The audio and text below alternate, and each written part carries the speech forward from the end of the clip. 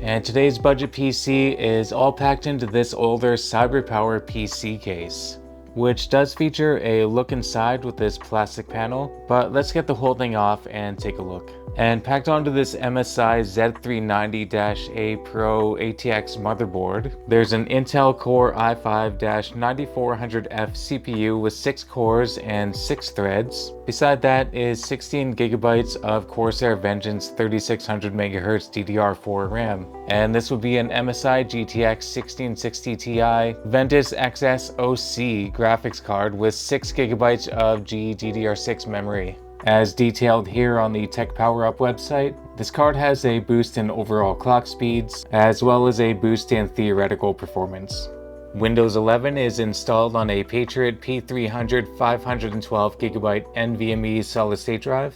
For some added storage, we have a Toshiba 320GB hard drive. Powering it all is a EVGA 500-watt power supply. Now, the front of this case does not offer a spot to install air intake fans. There's a bit of passive air intake with this mesh grill that I installed on the front.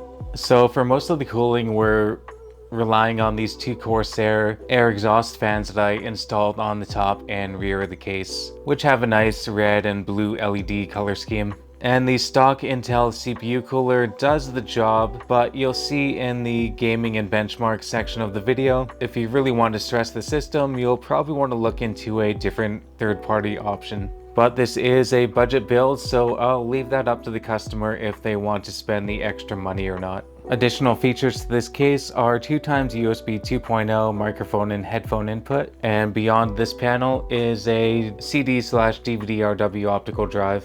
The rear I/O of the motherboard features a mouse and keyboard PS2 port, 2x USB 2.0, VGA, DVI, and DisplayPort, which you won't be able to use with this particular F version of the i5-9400. One USB Type-C, USB 3.1, RJ45 Ethernet port, audio in and out, and the GTX 1660 Ti features 3x DisplayPort 1.4a and 1x HDMI 2.0.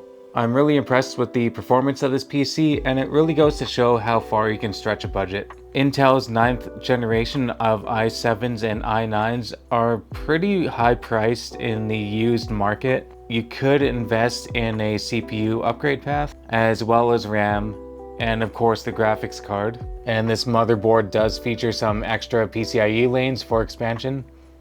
And even though the power supply is only 500 watts, there's plenty of higher power graphics cards that this would be perfectly fine for. Overall, I'd call this a pretty solid starter PC for somebody who's looking to get into it. So now that we're done covering the basics, we're going to move on to the gaming and benchmark examples. If you're using a similar setup in 2024, let me know how it's going. I'd love to hear about it. Thanks a lot for watching.